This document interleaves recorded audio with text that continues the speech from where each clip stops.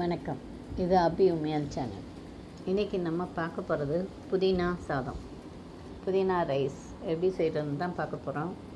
இது லஞ்ச் பாக்ஸ்க்கெலாம் ரொம்ப சீக்கிரம் செஞ்சிடலாம். ரொம்பவும் நல்லாயிருக்கும். சீக்கிரம் ஒரு 10 நிமிஷத்துக்குள்ளே செஞ்சிடலாம். அந்த மாதிரி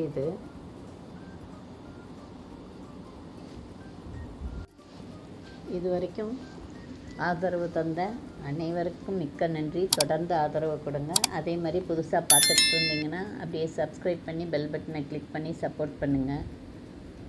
எங்களுக்கு ரொம்ப சப்போர்ட்டிவாக இருக்கும். வாங்க வீடியோக்குள்ளே போகலாம். இப்போது ஒரு சின்ன பீஸ் இஞ்சி, ஒரு 10 பூண்டு, 2 பச்சை மிளகாய் எடுத்துக்கிறேன். இதெல்லாம் நம்ம அரைக்கணும். மிக்ஸி ஜார் எடுத்துகிட்டு ஒரு கைப்பிடி புதினா இலை, அதே மாதிரி கொத்தமல்லி இலை அதுவும் ஒரு கைப்பிடி எடுத்துக்கிறோம். இப்போ பூண்டு எடுத்து வச்சுருக்கோம் இல்லையா, அது ஒரு 6 அதில் போட்டுறோம். அதே மாதிரி சின்ன பீஸ் இஞ்சி,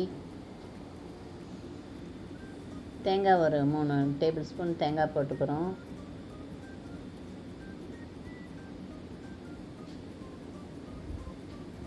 சின்ன வெங்காயம் ஒரு 8லேருந்து 10 வரையும் போட்டுக்கலாம்.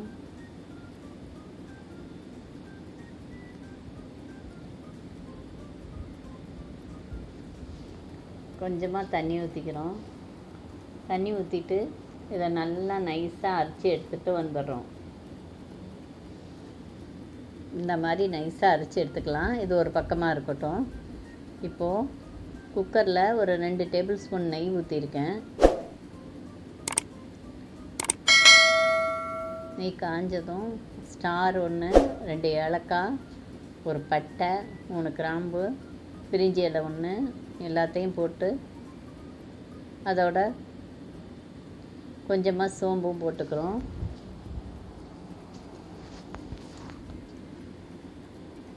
இது வதக்கிட்டு இருக்கையிலேயே வெங்காயம் இந்த மாதிரி நீல வாக்கில் 2 வெங்காயம் எடுத்து கட் பண்ணியிருக்கோம். அதையும் நல்லா வதக்கிக்கலாம். கொஞ்சம் நல்லா வதங்கணும். வெங்காயம் வதங்கட்டும்.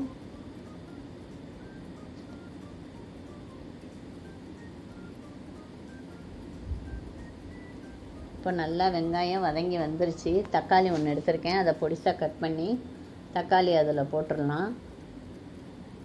போட்டு தக்காளியவும் நல்லா வதக்கிக்கலாம். நல்லா மையாக இது பண்ணுற அளவுக்கு வதக்கிடணும். நல்லா வதங்கி வந்துருச்சு.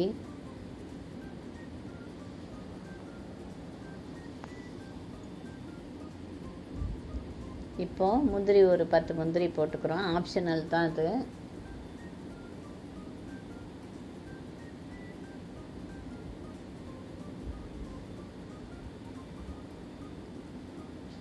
நமக்கு வேணும்னா போடலாம், இல்லைன்னா இல்லை. இது ரொம்ப நல்லாவும் இருக்கும், டேஸ்ட்டாக இருக்கும். இப்போது நம்ம அரைச்சி வச்சுருக்கோம் இல்லையா, அந்த புதினா பேஸ்ட்டு அதை இதில் போட்டுருணும். போட்டு தண்ணி ஊற்றி அதை நல்லா அலசி எடுத்துக்கோங்க. அப்புறம் தண்ணி ஊற்றையில் அந்த தண்ணியை ஊற்றிக்கலாம். மிக்ஸி கழுவிட்டு இந்த தண்ணியும் புதினாவையும் அதில் போட்டு வதக்கலாம்.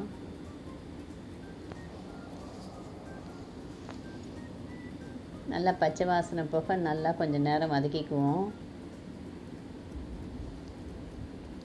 அரிசியை ஒரு 10 நிமிஷம் ஊற வச்சுருக்கோம். எந்த அரிசி வேணாலும் எடுத்துக்கலாம். பாசுமதினாலும் சரி, இல்லை சாதாரண அரிசினாலும் எடுத்துக்கலாம். ஊற வச்ச அரிசியை இதில் போட்டுடலாம். போட்டு நல்லா கிண்டி விடுங்க. நான் 1 கப்பு அரிசி போட்டிருக்கேன். 2 கப்பு தண்ணி ஊற்றணும். அதுக்கு அந்த புதினா அரைச்சோம்ல, அந்த தண்ணியெல்லாம் கழுவி எடுத்து அந்த தண்ணியவே நான் இதுக்கு யூஸ் பண்ணிக்கிறேன்.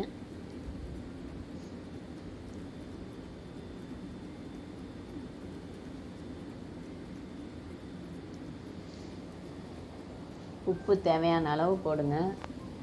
உப்பு போட்டுட்டு டேஸ்ட் பண்ணி பார்த்துக்கங்க. பத்தலைன்னா நம்ம திரும்ப கூட போட்டுக்கலாம்.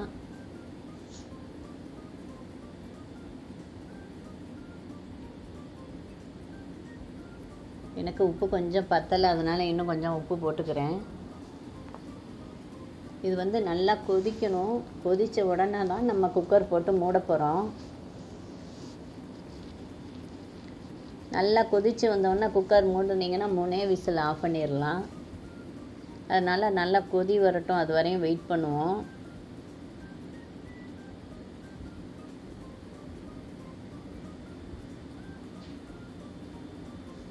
நல்லா கொதித்து வந்துட்டுருக்கு.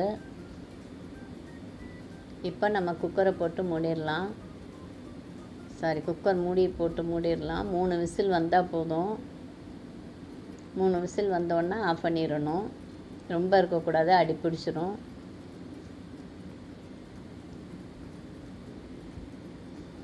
பாருங்கள் புதினா ரைஸ் வந்து எவ்வளோ அழகாக வந்திருக்குன்னு. பார்க்கவே அவ்வளோ நல்லா இருக்குது.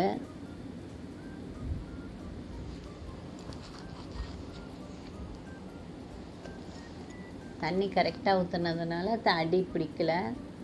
தண்ணி கூடவும் இல்லை, ரொம்ப டைம் லேட்டாகவும் வைக்கல. அதனால் நல்லா கரெக்டான பதத்துக்கு சாதம் வந்திருக்கு.